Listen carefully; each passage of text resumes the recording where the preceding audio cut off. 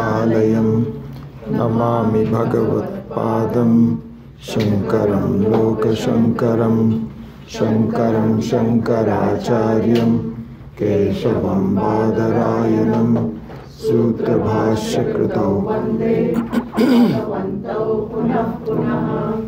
ईश्वरो गुरुरात्मेति मूर्तिभेदविभागिने व्योमवद्व्याप्तदेहाय दक्षिणामूर्तये नमः। गुकारस्त्वन्धकारो वै ऋकारस्त्वन्निवर्तकः अन्धकारनिरोधित्वात् गुरुरित्यभिधीयते।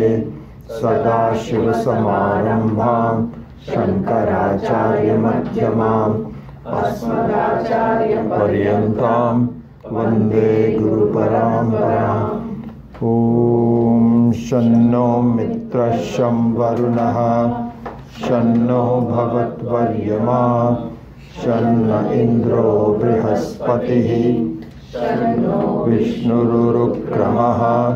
नमो ब्रह्मणे नमस्ते वायो त्वमेव प्रत्यक्षं ब्रह्मासि त्वमेव प्रत्यक्षं ब्रह्म वदिष्यामि ऋतं वदिष्यामि सत्यं वदिष्यामि तन्मामवतु तद्वक्तारमवतु अवतु माम् अवतु वक्तारम्। ॐ शान्ति शान्ति शान्तिः।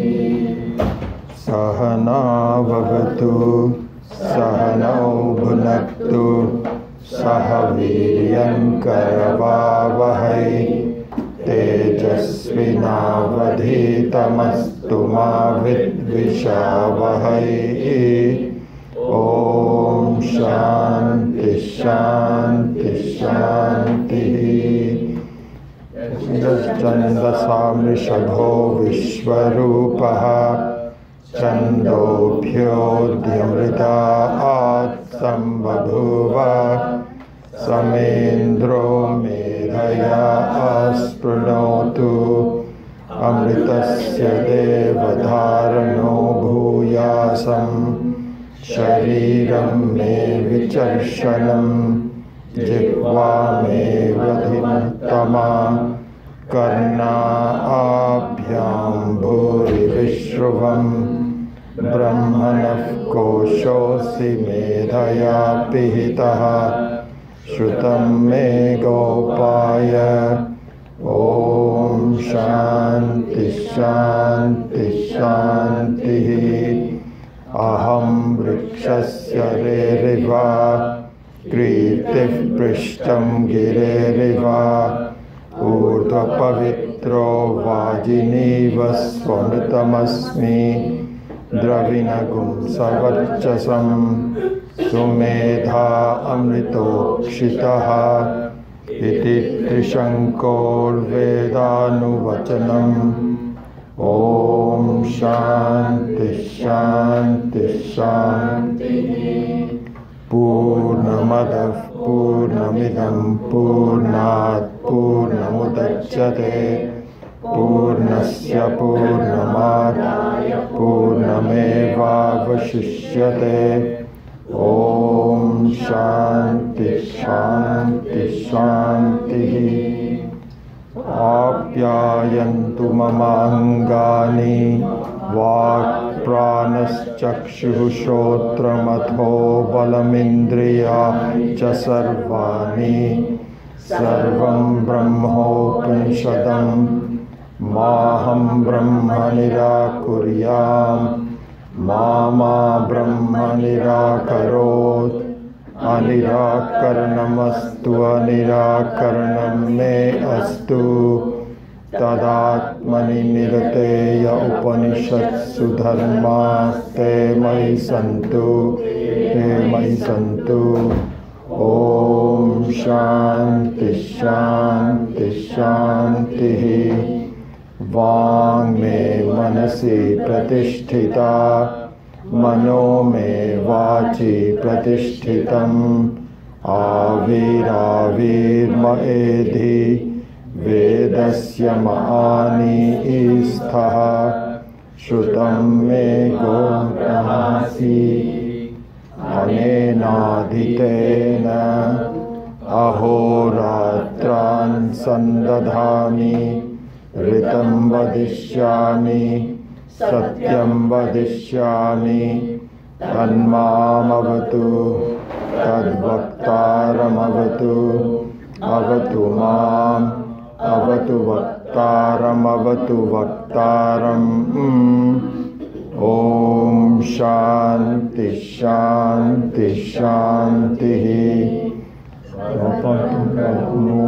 Mataya Manaha Om Shanti Shanti Shanti Bhadran Karnebhi Shrunuyama Devaha Bhadram Pashyema Akshabhiryajatraha Sthirairangai Istushtvagum Sastanubhihi Vyashema Devahitam Yadayuhu Swasti na Indro Vriddhashravaha Swasti nah Pusha Vishwavedaha Swasti no Starksho Arishtanemihi Swasti no Brihaspati Dadhatu Om Shanti Shanti Shanti Yo Brahmanam Vidadhati Purvam Yo Vedayati Pranoti Tasmai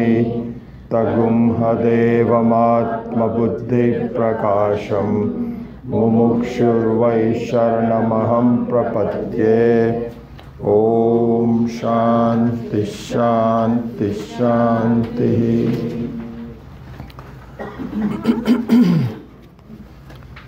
Om Ityetadaksharaidagum Sarvam Om Ityetadaksharamidagum Sarvam Tasyopakyanam Tasopavyakhyanam Bhutam bhavat bhavishyaditi Sarvam Omkara eva Yacchanyattrikalatitam Tadapyonkara eva Sarvagum hi etad brahma Ayamatma brahma Soyam atma chatushpat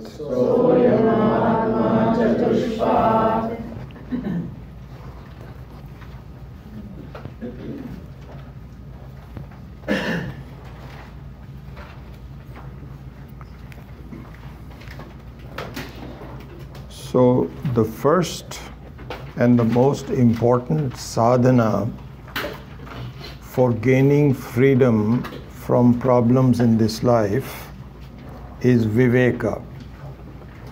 So the sadhana chatushtaya, the very basic four sadhanas are viveka, vairagya, shatka sampattihi and mumukshutvam. So those are the four basic means for gaining freedom. Those are the four instruments that you need. So the most important and the very first one is called viveka. So the question is, what is viveka? What does it mean?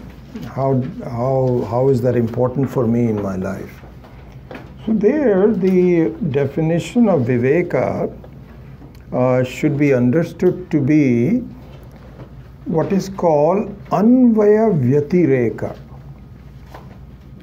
Anvaya vyatireka is the definition of viveka. So viveka is a very special form, or a rather particular form of thinking. So, really speaking, all kinds of knowledge in life is the most sacred and important sadhana. thinking is the most, out of all of the instruments that are given to us by Ishvara, the body, the mind, the prana, etc., etc. The most important one is the ability to think, Jnana Shakti. So the ability to think means that is very precious. We have to know what we are doing. All of our karmas, all of our life and so on depends upon our ability to know things. So the general thinking, which is just thoughts, manaha and buddhi, are very important. Out of those, the most important aspect, the special aspect of thinking, which the students of Vedanta need in order to fulfill the promise of freedom, is Viveka.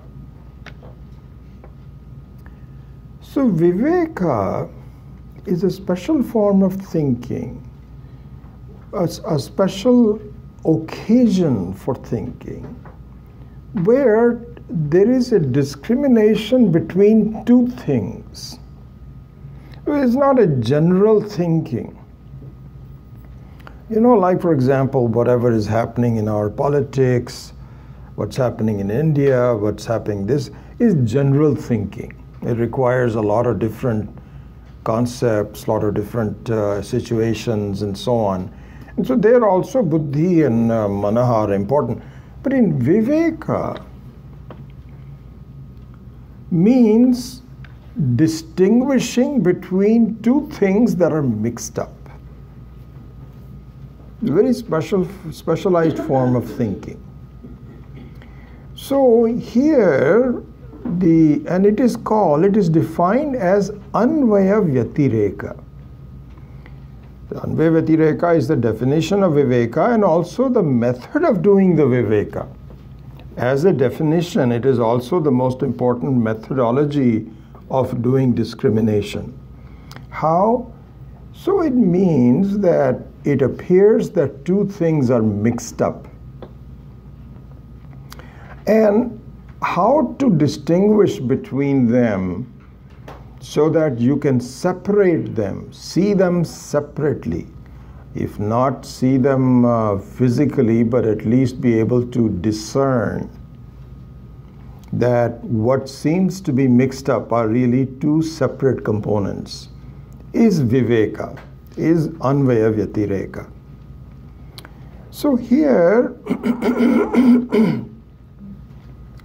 in the Mandukya Upanishad in particular, the Viveka, which means the Anvaya Vyatireka. So let's define actually what Anvaya Vyatireka is. Anvaya Vyatireka means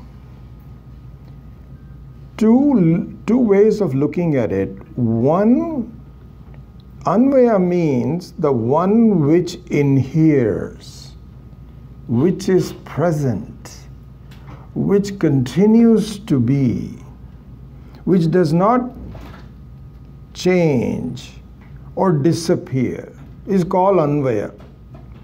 Vyatireka means that which comes and goes, which changes, is Vyatireka. Right?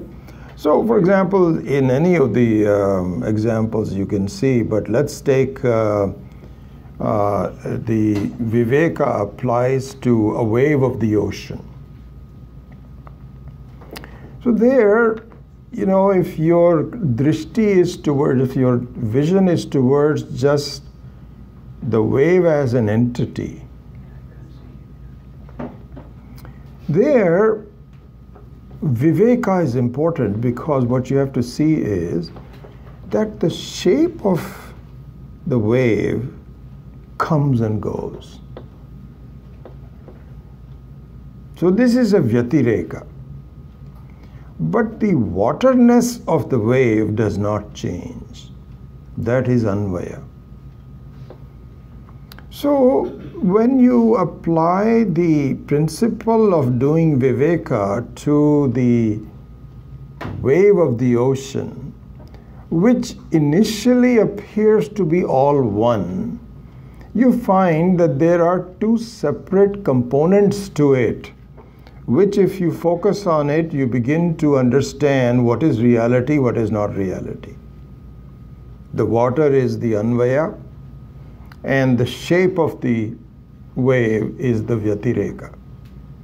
So this is called viveka. So in the Mandukya Upanishad, this method is to be used in examining myself.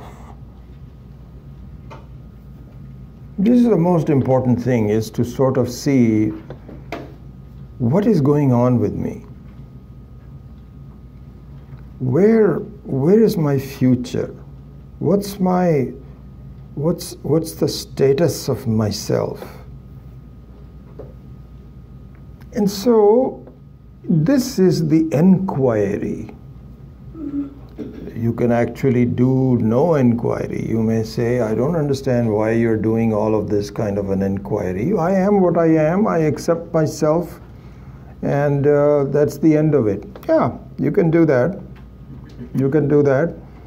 But you should also see that you are soon to disappear, like a wave. You have very limited time. And why, and the other thing is that supposing I have a limited amount of time, but if I am extremely happy while I have the limited time, then I don't mind whatever it happens to happen. Right now I am absolutely happy and full, purna. That also is not there. Even while I am still existing, I have problems. What is it? In the Western they say that somebody who was very skeptical, he says, life is a bitch and then it ends. First of all, you have lots of unhappiness, and then after that, that also ends. So you can accept yourself for what you are, but it's not a very happy situation. So there is some hope that by looking into it, perhaps I can gain freedom. So by looking into that, I have to apply viveka to myself. And so here, Mandukya Upanishad is considered to be a very important Upanishad for the thinking people, because it is the crux of Vedanta. You have lots of other books also, and so it is not as though this is the only book. But in terms of distilling down the essence of your thinking, the Mandukya gives you, and it's in that sense it's an advanced book, because you should have already had some introduction to the subject matter and so on. But ultimately, the application of viveka to yourself is kind of like the final door that you'll have to pass through to go over into the realm of independence. So let's look into that. This is what the whole Upanishad is going to be on this topic. And some introductory verses are given here. Chatushpad, for example, is just starting. We'll see a lot of that. So if you recall, in the last class I had given you a couple of Shankara Bhashya words. One that pertains to the first three parts of Atma, and those were Trayanam Vishwadinam Purva Prati Pravilapanena Turiyasya Pratipattihi iti Karana Sadhana Pada Shabda. So means that So the first three aspects of the four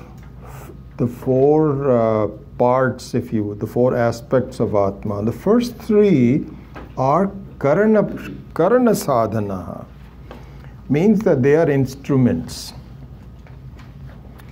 Trayanam Vishwadinam Purva Pravilapanena Turiyasya Pratipattihi iti Karana Sadhana Pada Shabdaha. And we'll go into this and see how this relates to Viveka in a minute. Then the last pada is not a Karana Sadhana but Karma Sadhana. Turiyasya Padyate iti Karma sadhana pada shabda. So this is what Adi Shankara says. So, in very clearly states. So the first three are means to getting to the. So this is sadhana, whereas the last one is the siddha, where it is where you end up being. And you end up being in the turiya, which is the complete independence of problems. But this is the methodology. So now, let's start to examine the first of the two, which is Trayanam Vishwadinam Purva Pravilapanena Turiyasya Pratipattihi. So Trayanam means, and then he gives the Trayana means out of the three, or the three, of the three. Which of the three? Vishwadinam. Means Vishwa, etc. So what do you mean by Vishwa, etc.? Vishwa, which is the person who is experiencing the Jagrat Avastha, waking state, is called Vishwa. Here Swami Maheswaranji makes a very interesting point. He says, if you look at Vishnu Sahasranama, the Vishnu Sahasranama is a very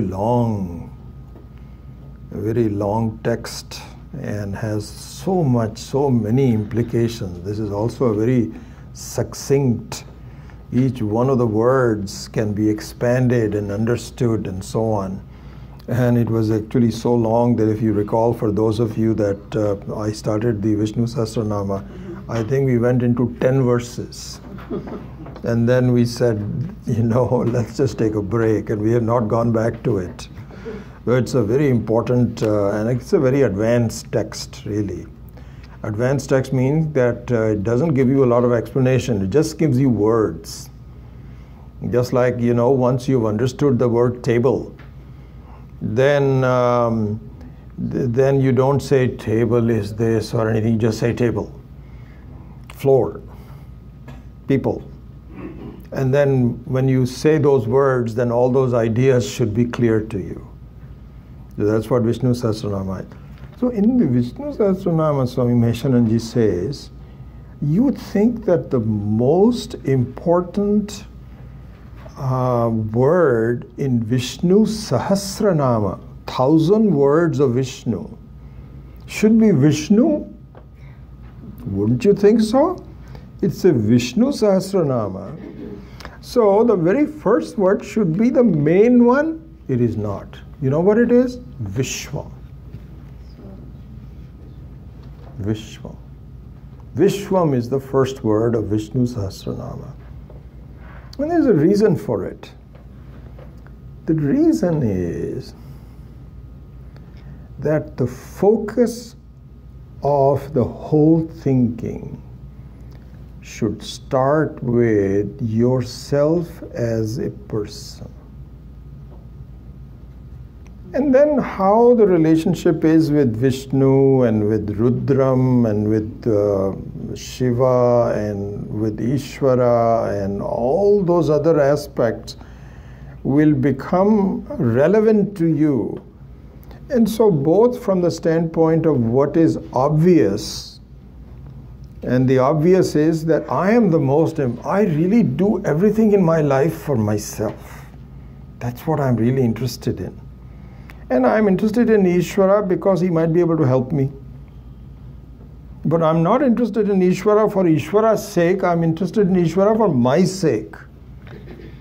So therefore, Vishwam is an important one. And so we will comment on all of that. So there, the person, you and I, just right now, we have an idea, some idea about ourselves. I am this much. Here's what I am. So we are now an experiencer of the scene of sitting in this class.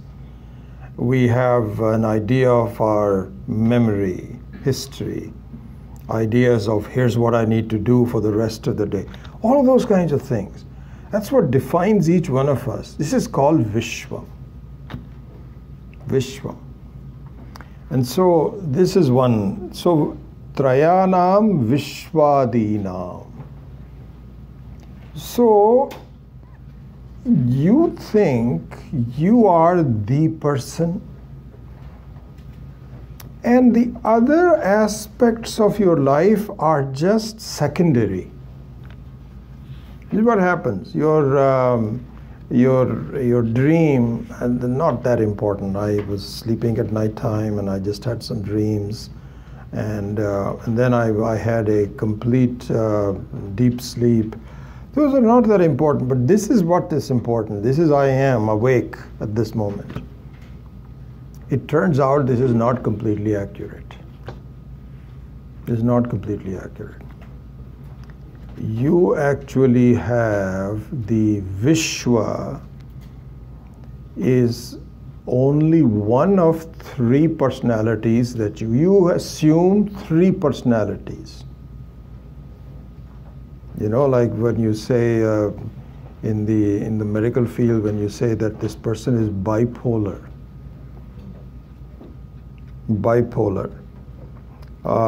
which is, you know, the old Jekyll and Hyde, and which is that you have two personalities. Bipolar means two personalities. So bipolar means sometimes you feel you are okay, you behave nicely. Sometimes you don't. You are a wild person, unreliable. And so there is a medical term for it. It's called bipolar. And that means that you have two poles. You can be either here or you can be there, Jekyll or Hyde. And so you're not sure who you are. And so a bipolar person means which pole is it in at this moment. So similarly, really the fact of the matter is we are not one person. We are three people. And in fact, we are none of those three people. We are none of those three people. We are, so this is a role that we play. So the role that I play is not clear to me. What do you mean by the role that I play? I don't play a role. I am what I am. So the Shastra points out, no. You are not what you think you are. You are playing a role. And you're playing three roles. One of them is Vishwa. One of them is Taijasaha. Taijasaha. So we'll explain the etymology of all of these later on. But Taijasaha means you are a person who is purely dealing with consciousness and its derivatives. You are not taking the help of the outside things with your indriyas. You're not touching anything. You're just imagining things out of your own conscious thinking. So that's a role. It's an important role, and we'll go into that. That is called Taijasaha. The third role that you play is where you're not dealing with any derivatives at all. Derivatives means any kind of a form.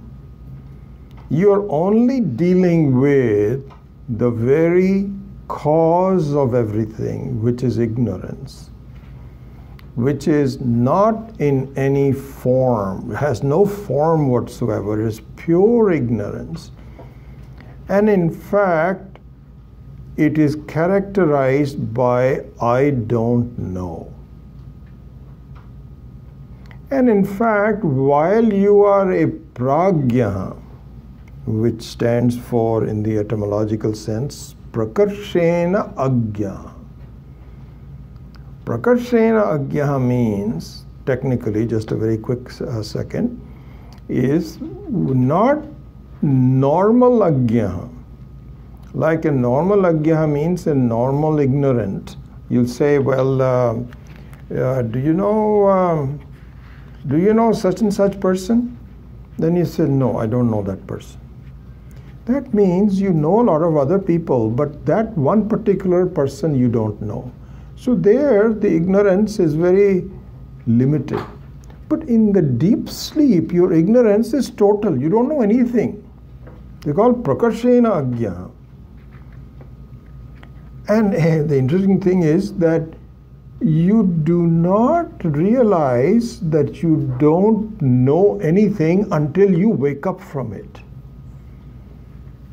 Because you can, supposing you're lying, you have some problems, and you're lying in a bed in the hospital, and some doctor comes in and he says, can you recall your dreams? And he says, well, kind of vaguely, I saw this, that, or the other. Okay, then did you sleep well? Yes, I slept well. Other than the dream, I slept well. What were you thinking of? Yeah, I wasn't thinking of anything. Then how do you know that you are not thinking of? Well, I am aware of the fact that I knew nothing. So that I am aware of the fact that I knew nothing, you can only discover after you wake up. This is how total your ignorance is. Because if you are in deep sleep state and you suddenly want to say, I want to see how I am. When you do that, you'll wake up. You'll no longer be asleep. In fact, you can't do that. It is Ishvara's wish, or maybe your spouse's wish, who wakes you up. And if the spouse, snores or something, that'll wake you up. Something like this. Some external factor has to wake you up.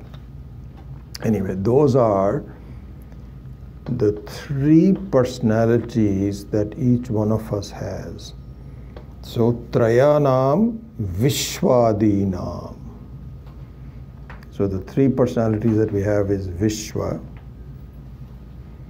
then Taijasaha, and Pragya. And interestingly enough, the same three personalities that are the cause of Vishwa and Taijasaha and Pragya are the samashti, the entire, from where the personalities is derived from, is called Vaishvanaraha. So Vaishvanaraha, or also called Virat, is where Vishwam, you don't have to, we will go into this great detail later on. I'm just giving you the overall picture. So the individual aspect of the three personalities are Vishwa. The total aspect of the three personalities for a waking state is called Vaishvanaraha, Virat.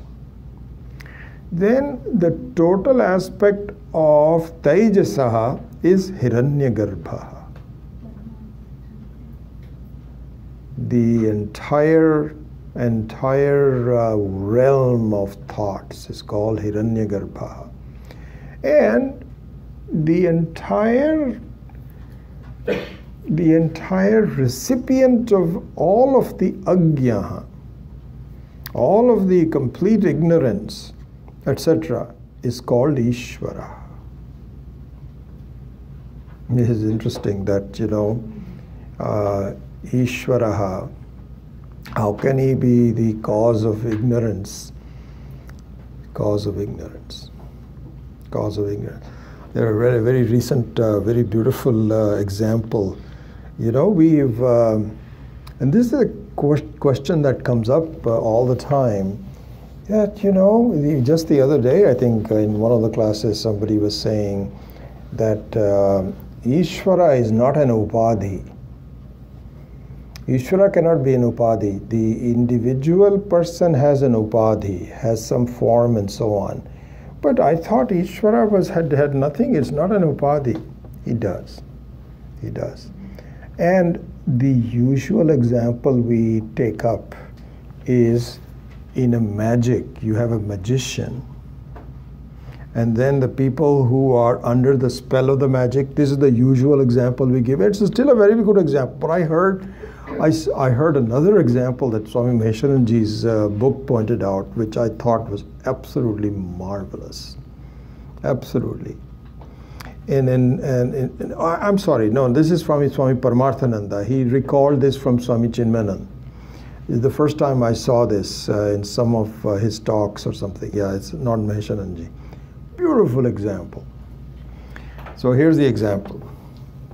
So this is where Ishvara and Pragya are related, Hiranyagarbha and Taijasa are related, etc. Example is this. There was a man who had a small child with him, a son, let's say a son, and they were going on the road. And they found that there was a guy with his hands kind of like, folded or tied together, and next to him was a policeman. So the boy says, "Father, what is this?" So he says, "Well, this guy is a thief. He's just stolen something. And there needs to be a person he's being carried to go to the jail. And there needs to be someone who can control him. So he's not allowed to run away because he's committed a crime." He says, "Oh, interesting. God." Then later on, they saw there was a guy with two policemen. So the boy said, "Now there are two policemen, why?" He said, "Son, here's the situation. This guy is not an ordinary thief. He's a robber, and he can kill people. And so the government makes sure that this guy can never get away. So there's a guy on the left-hand side and a guy on the right-hand side, and they're both there together." So the son said, "Oh, very interesting, wonderful, good." Later on, he found that there was a great deal of commotion going on. The king of the town was going. He was surrounded by 20 policemen. So the boy said, "Sir, I want to know what kind of a crime has this guy committed, because that must be really something." Beautiful example. Beautiful example. So the Vishwa and Taijasaha and Pragya are the thief that is surrounded and is controlled by things around us. We cannot really do anything we want to. We are really limited by. So there's as though there are policemen on all sides. Ishvara also is surrounded by the whole Vishwa, the entire creation. But that creation is not imprisoning him. In fact, this is his Mahima. What a beautiful example. Really, I'm going to abandon the magic example from now on, and this is the one I'm going to really keep in my mind. Anyway, so those are the things. Now we haven't even gone to the main topic yet today. So here is the main topic. This is all bhumika. This is all the basic infrastructure for you to start the process of understanding what we are trying to do. So there, Adi Shankara says, Trayanam Vishwadinam Purva Purva Pravilapanena. So here is the third case. Pravilapanena, by dissolving. Pravilapanena means by dissolving the previous into the next, then that one into the next, by dissolving, because this is a karana sadhana. The question is, how do you reach the karma sadhana, which is turiya? How do you reach turiya? By dissolving each one of these states into the next one. So the topic is the process of dissolving. This is what the main topic is. So let's just look into that to see what the dissolving means. Pravilapanena. So, to begin this process, let us now visualize the second state, the second personality that I have. The Vishwa is the first personality. Then Tejasaha, the dreamer, is the second personality. The waker is the first, the dreamer is the second, and the sleeper is the third. So now let us examine in some detail the second personality, which is a dreamer. And the reason we want to do that is because our attempt should be to dissolve the first personality into the second personality. First step. The second step will be when we dissolve the second personality into the third personality. And the third and the final step will be that we dissolve the third personality into the common personality, which is Turiya. This is what is called Trayanam Vishwadinam Purva Purva Pravilapanena Turiyasya Pratipattihi. Pratipattihi means an ascertainment. You reached it. Say, yes, that's exactly right. I've already got there. It's called Pratipatti, understanding. So both understanding as well as reaching there, both of them are indicated by this word, Pratipattihi, Karana Sadhanam, Pada Shabda. So let's go back now to the main process.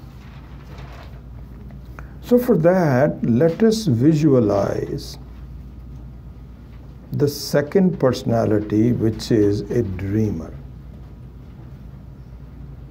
So in the dream, as a dreamer, let us look at what I do.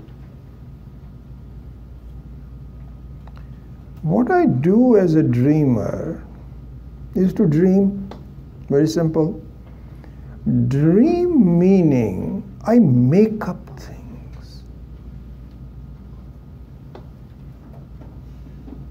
make up things. You know, it'll say, well, you know, you also say, hey, what's happening? You'd say, hey, and then the person doesn't respond. Are you dreaming? I'm talking to you. Are you dreaming? Dreaming means you are lost in some thoughts. So the dreamer, which is called Tejasaha. So the word Tejasaha means that here Teja, which is thoughts, are the primary means of the primary aspect of that personality. So as a dreamer, I am making up things very elaborately. Very elaborately. I am thinking of myself. I take up in fact, you abandon the physical body. You completely abandon. Abandon in the sense that you're no longer constrained by that. Swami Maheshanji gives this example, a very common example, all the acharyas have given it, that you've had a nice heavy meal. You went to somebody's party, and parties are nice because, you know, it's all free meal.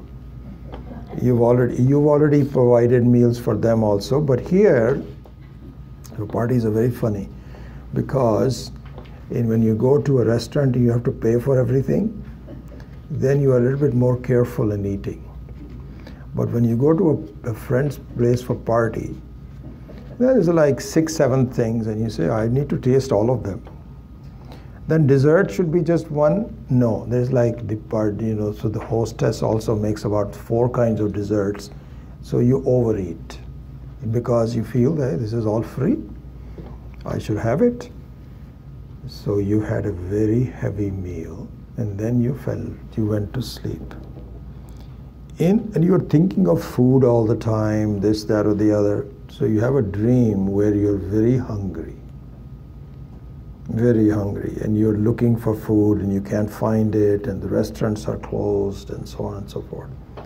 So Swami Maheshanji says, you abandon this body in the dream body. In the dream body, you're hungry. And so you're dreaming up things. You're dreaming up your own state, and then you're also dreaming up a lot of other people that you're surrounded by, your transactions with them. You're all made up on your own thoughts.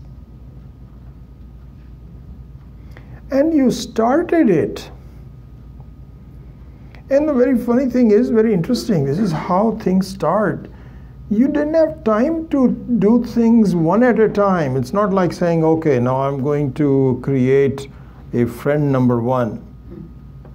Then I'm going to create a spouse. Then I'm going to create my mother-in-law. After, okay, all these are done. Okay, I'm so tired. Now I got to still make up some new things. Then you do children. No. Bam. Everything, and in great detail. Amazing. Some of the times, I don't remember any of my dreams after like 5 minutes. But if I just happen to wake up in the middle of the night while I was in the dream, it's really funny to see how detailed, amazing details I have about the dreams. So even though you make up things, they are in a lot of detail, very specific. This is what we do. So, to examine my personality number 2, which is the very important one here, it means you make up things. And you make up things from your memory, from your vasanas, from your samskaras. They say, the Shastra says that sometimes, you know, this is very interesting in the case, and this is also important, not only interesting. When you are a waker, you cannot go outside what you are seeing. In other words, you can. In fact, we're going to discuss that in a minute. But basically, your experiences are what is given to you. You cannot have any memories of your previous life because it won't allow you. Ishvara's design is that you should not have anything to do with your previous life. It's just too complicated. You can hardly have time to deal with the complication of this life. You'll go crazy if you were to start thinking about what happens to in my... And we have had thousands of previous lives. Those are all completely erased from it. But in the dream, our Shastra says it, that in the dream it is possible that some vasanas from your previous life, probably just the last life, can creep into your dream. Some person that you've never seen before in this life appears to you. Could have some relationship in the previous life. Anyway, that's not that important. The main thing is that as a dreamer, you make up things. Okay? That's it. That's the end of this definition. Now he says, please try to dissolve your waking state into your dream state. Purva pravilapanena means that the waking state has to be dissolved. How do I dissolve it? Here's how you dissolve it. By examining the nature of your waking state. Keeping the definition of the dream state in mind, which is you make up things. And you make up things, you start things, and it has no effect on you whatsoever. No effect on it. You may have a couple of minutes of effect, but it doesn't last. So effectively, you can't even if you want to remember your dreams, you cannot do it. It's all gone. How amazing! It just like a, in the old style they used to in the old days they used to give examples of the cloud formations and how you can see some figurines and the clouds are melting and the figurines are gone. The dreams are like that. It just came up, had some experience, gone. This is what you should remember. Now, the waking state. So now our initial thinking is that the waking state is completely different. It is for real. It is for real. Well, that's not true. Because Anvaya Vyatireka. Anvaya Vyatireka, this is Viveka. If the waking state were to be real, it would also inhere in your dream state. If you had a heavy meal, you would feel that in the dream state also. Your experiences and thoughts as they are, I am such and such, I've got a spouse, I've got children, and so on, will inhere in the dream state. But it doesn't. Be a scientist. Don't just say, oh, well, I forgot. No, let's examine your personality in each one of them. It does. You are trying to see Viveka. And the definition of Viveka is Anvaya Vyatireka. And if the waking state was an Anvaya, it would stay as it is. As some other things will be. But this one doesn't stay. So you cannot say that the the waking state is real and the dream state is not, because if it was real in the sense that it should have anvaya, real meanings that it should have some substance, it should stay. It doesn't. Really, the funny part is, I find, really, is Ishvara's creation, that really the full, it's not as though you cannot live a life if you had 23 hours of waking state and 1 hour of dream state. If it was that real, you would think, I have a very short life. I want a short life. I was telling you about this friend of mine who was in the 70s. He was one of the first Indians in this country, in U.S., who made tons of money. Jaggi Tandon, the Tandon computer, and his older brother and I were colleagues at IBM, and he came out with some invention. This Jaggi does. No, not even the disk drive. He did a head of a disk drive, just the magnetic head, which was so much lighter than the other ones that it changed the whole thing. And he tried to present it to IBM. I was there, And so Jaggi would come in. He came into my office one day and he said, I've come up with this idea, and I'm trying to sell it to IBM, but nobody's listening to me. So he formed his own company. And Memorex finally bought him, and then he went into some other things. He was one of the original, I don't think he ever made $1 billion, but he was several hundred million. And at that, nowadays there are 20 Indian billionaires in this valley alone, not 20, but maybe there are about at least 8 or 9. They're there. In those days, he was the only one. He was God. Yeah, he was still a very good friend of ours. His wife and my wife became very good friends. Unfortunately, she died recently, 2 years ago. Anyway, so he used to tell me, he says, Vijay, I am having so much fun in my life. I don't want to go to sleep.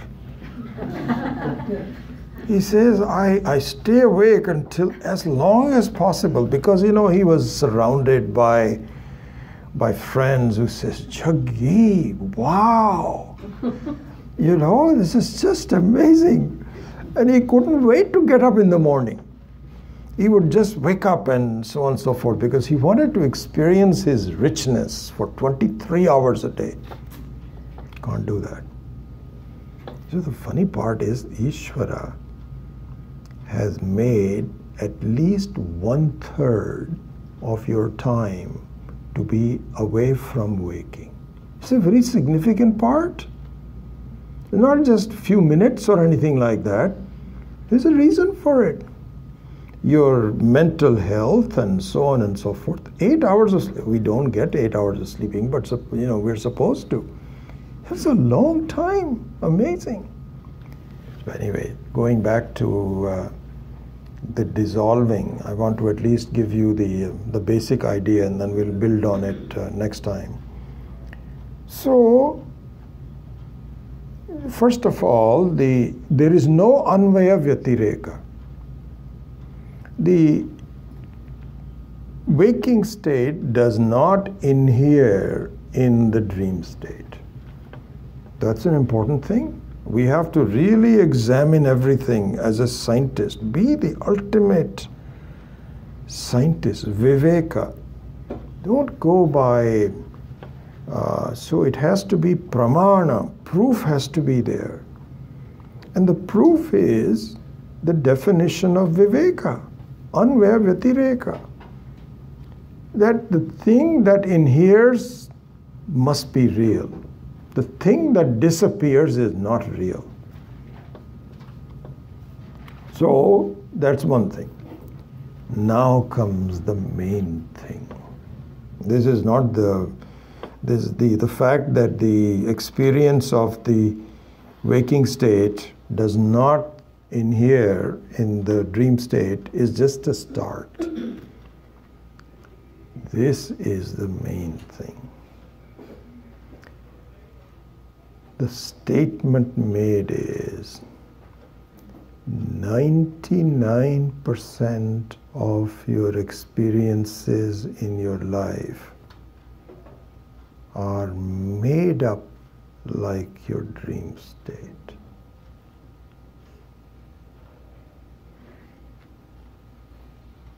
Are made up. What do you mean? How can you say that?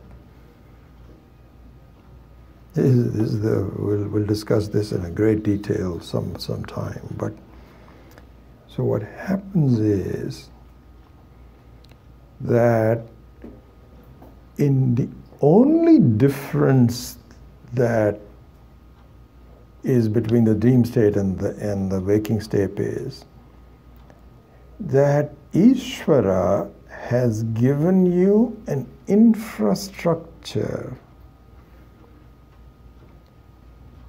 to make up things on in the waking state. And you mimic this infrastructure in your own dream state. See, you design your own infrastructure. That's the thing. See, the difference is interesting. The infrastructure is provided to you by Ishvara for other reasons. We will look into that hopefully in some detail. Let's stick to the main aspect. Infrastructure for the waking state is provided externally, and the infrastructure for the dream is provided by yourself. That's it. But the main constituents of what the experiences consist of are identical. How are they identical? Because in both cases, you make up things with your own thoughts. We find it hard to accept. No. This is exactly what happens. It's much easier to simply say, I'm the victim of society, and I have had a very bad childhood, and I cannot do anything. It's all like somebody else's fault, not mine. This will carry you nowhere. First of all, it is wrong. And supposing it is right, that still won't really give you any progress whatsoever. This is the main thing we must accept in our thinking. Vedanta is not just some bunch of words and so on and so forth that you study and then it is to see yourself as being pointed out, having the courage to see it, having the wisdom to see this. And the courage and the wisdom says, you are making up everything yourself. And because of your karmas in the previous life and the previous lives, with all of your experiences and so on, some infrastructure is given to you. It's like kind of, I don't know, I'm just visualizing that supposing, and actually this is what happens. Supposing one is sick, especially children. When the children have a high fever, which they usually many times, they tend to have more nightmares. It's true. And it's our experience also that if you have a nightmare, then the same thinking, the same scenes appear again and again. So supposing you are dreaming and you're having a nightmare. Then something wakes you up and you wake up from it. Then you go back to sleep. Normally our dreams don't have any relationship, but in the case of a particular problem, you may have the same scenes appear again and again. So the nightmare can really dog you for a while. So what that means, just look at it. What that means is that because of certain reasons, the infrastructure of the dream was controlled by something else. But you're still, the main thing is, what are you doing? You're making up things. So similarly, the Jagrat Avastha also, yes, we do understand that the infrastructure is from outside. But really, the life that you lead is within your own thoughts. You are making up things to a very large extent. As the very traditional example goes, just as a start, that you have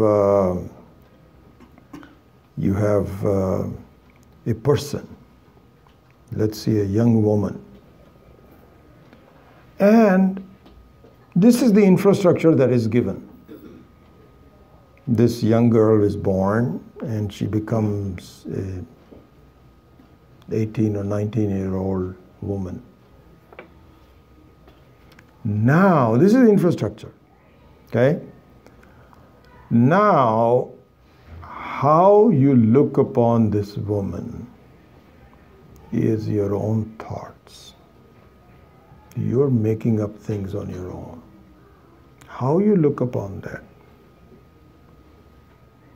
If you are, supposing you are looking for a date, you're looking at her in a very different way.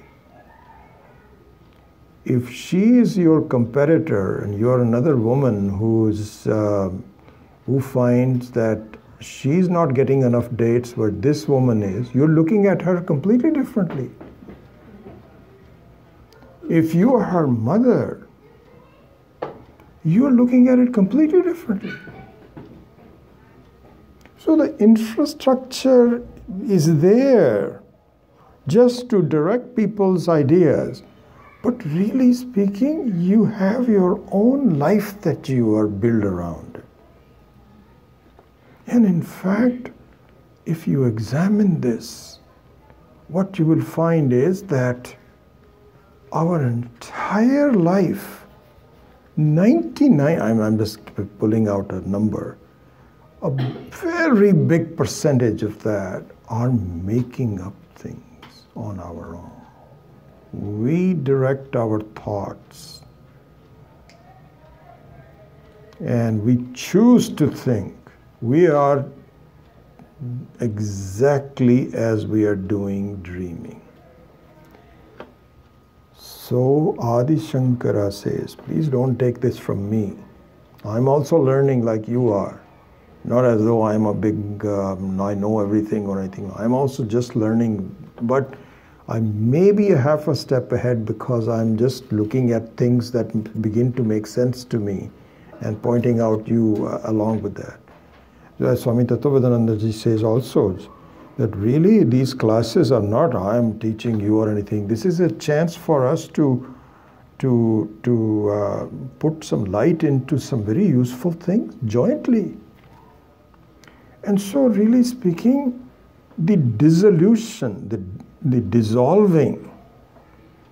So Adi Shankara says, dissolve meaning please see as clearly as you should that your waking state is not that different from your dream state.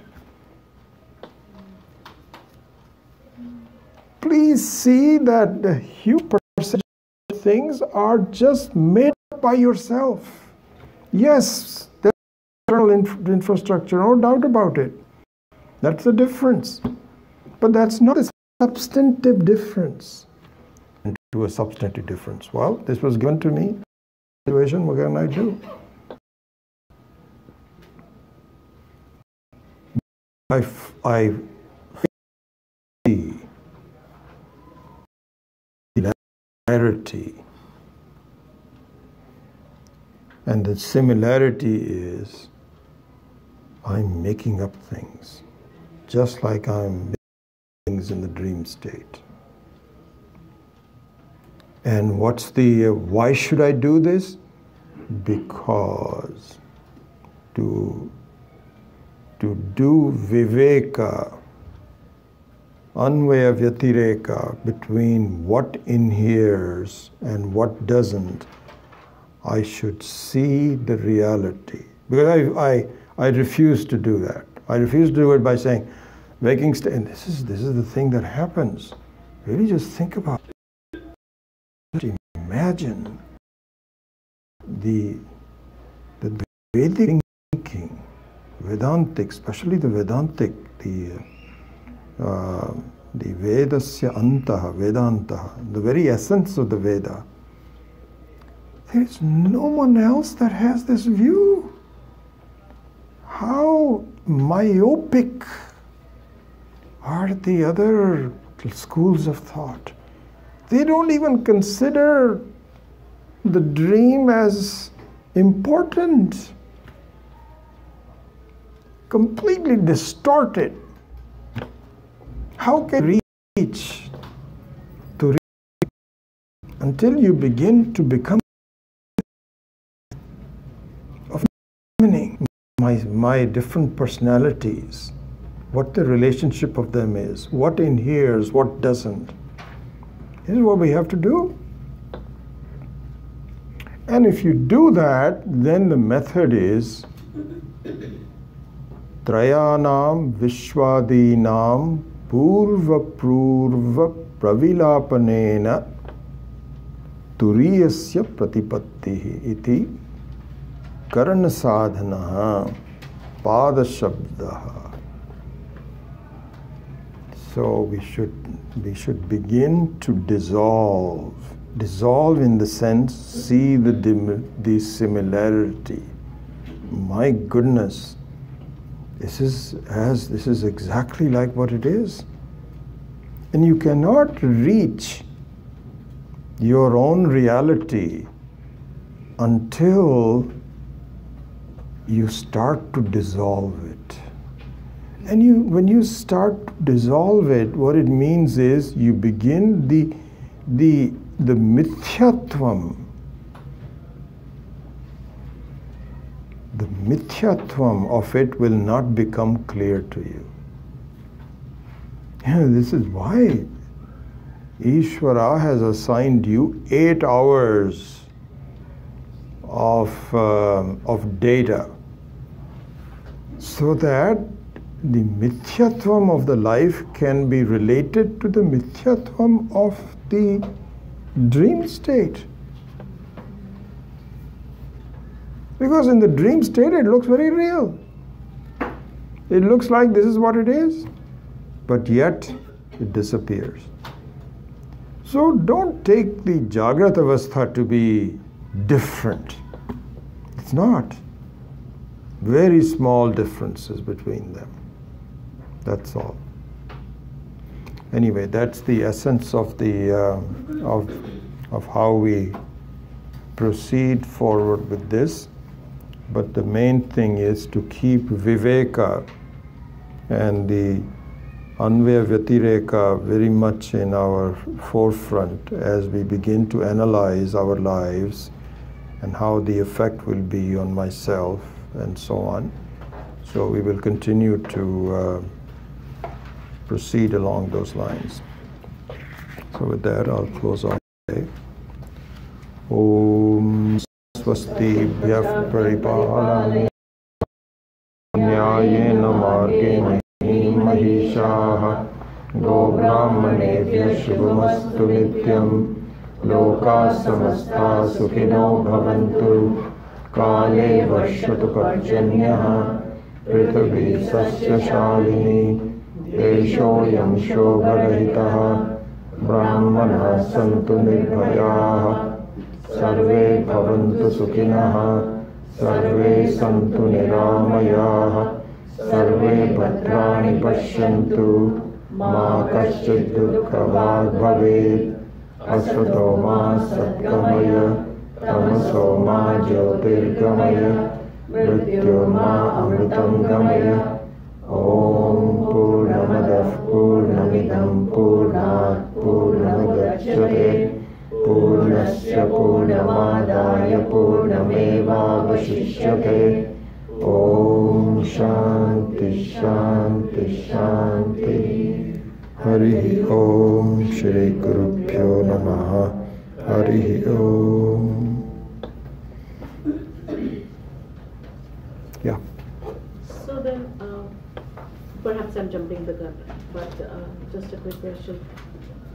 The dream state then dissolves into the deep sleep state? Correct. But is that natural process then, or is there, because it seems like a natural thing, right? We dream and we go to sleep. Yes, of course. Yeah, it's natural in the sense that the deep sleep is the karana. So the karya, the other two are the karyas. They are the effects to the cause. So the cause is more inherent. The ignorance, it just is. Yeah, we'll go into all of that. Yes. Yeah. Yes. So it seems like the dissolution is both ways, right? Just like you said, the waking state dissolves. Yeah. Yeah. It seems to be the other way. So that's intentional, or? No. So the thing is that from the standpoint of understanding, this is what our standpoint should be. It is better to look. In fact, the dream state dissolution into the waking state is taken to be the natural one, and therefore it becomes a problem because that is not true. So from the standpoint of making progress towards an understanding of the thing, it is better to go this way. One can even say both of them are mutually dissolvable and so on, but not really. So it really should be understood from Jagrat to Swapna, Swapna to Pragya, and then from Pragya to Turiya. So that should be the sequence that one should follow. Yeah. So are we to understand that the duality doesn't exist in these states? Because and there has to be duality if there is a progression. But we also have so the duality. Yeah. So the duality is there, but it's duality is always mithya. Duality is always mithya in the sense that it has no sustaining reality to itself. It's only an appearance. And so the duality of non-duality is the reality, and duality is the mithya. And so yes, there is some duality, but it is just perceived duality, which we will go into and we'll go into a lot of detail on that. Ultimately, we're focusing on the Turiya to be the non-dual, correct. Non-dual reality. We're focusing on who am I, and who am I is can enjoy duality or suffer from duality, whatever the case may. But that's not what my nature is. I'm interested in the truth about myself. We're not interested in Turiya. We're interested in myself. Who am I? And the nature of the self is non-dual. And so that understanding comes from this process as we were going through. Yeah. When you said that, extending his question is like, when I wake up and I say, okay, in the dream I created all these things and the same thing I'm acting upon that one. Didn't I resolve my dream into a Jagrata Avastha? Yeah, you do, but it doesn't... Just for the understanding only? No, the thing is that when you dissolve the dream state into Jagrata Avastha, which is the experience, that's all experience, it creates a wrong conclusion. The wrong conclusion is that the dream state is not real, but the Jagrat Avastha is real. So that dissolution is not very helpful. In fact, it is contrary to what we're going. That's what I was talking to him as well. And so what is an obvious experience is not necessarily the truth. And so sometimes the truth has to be examined in a more specific manner. So that dissolution is experienced by everyone. So there's not much thinking required for that. Where thinking is required is the other direction. Yeah. Yes, Shilpa? Just to pick it, I have a ton of questions, so I'll email you maybe. But you keep saying experiences. Does that mean that how we feel or our emotions at that present moment? Because we can be anywhere and not experience anything because we are not mentally there. Does that mean the emotions? Yeah, so experiences involves our conclusions, which is buddhi, our emotions, which is manaha, and our indriyas, which is some data given by reliable sources that I normally rely on, like my eyes and so on and so forth. So all those instruments constitute my experience. Yeah, absolutely. So But you're saying that we just make up all those things ourselves just by thinking that I might feel this way if something happened this way or something like that? yeah, so our experiences, when we make up things, meaning what we have to do is to examine what the nature of our transactions with my life is, and all that I'm saying, that's what Shastra is saying, is that we don't seem to understand that I am responsible for my own thoughts primarily, and those thoughts are keeping me away from myself. See, so I look upon this as a participant in this whole creation and a kind of a recipient of the experiences of this creation. And I fail to see that I am making up things primarily just like I do in the case of a dream. This I fail to see. I don't even go there. Oh, don't talk to me about that. So that's how life is. But then I need to go there. I need to examine it. And when I do, then wonderful things will happen. Because then that'll make me wake up from a series of experiences which are false. So the falseness of my experiences, my dependence upon the experiences will become more obvious to me if I start to inquire into the reality of myself, something like that. Yeah. When we have the dream, then I play many different roles, two main ones. One is the one who is projecting all the ideas. One is the abhimani that I identify as just one individual within the whole dream. So Taijasa, I guess, if I understand correctly, is the one who's generating the whole scenario. The abhimani in it is just a subset of the experience. Right, yeah, that's true. Yeah. The whole thing is nothing but a figment of the imagination, both the experienced and the experiencer and everything. And yeah, so in that. Taijasa is the one projecting the whole thing. So Taijasa, so there I think that the Abhimani could be called a Taijasa. The Abhimani is the Taijasa. Means that you do have a personality. It's different from dream to dream. That's the funny part of it. So the personality is also dreamt. That's also made up. But once you do, it's tied to your relationships with others in the dream. Are you a victim? Are you a winner? Are you a loser? All of those kinds of things are all tied to becoming an abhimani due to whatever your vasanas are. So following this then, the fact that I project the whole dream, that's another personality which is still a limited personality though, which isn't the abhimani.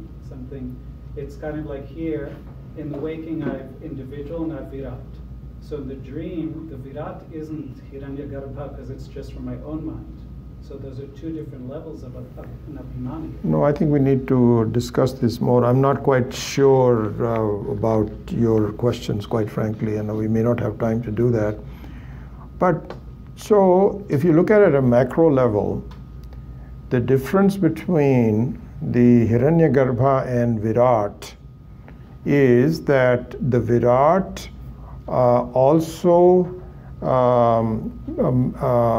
comes up with a definition of a specific body, how things are made up, like tables and so on and so forth. So the grossness of the whole universe is projected upon Hiranyagarbha.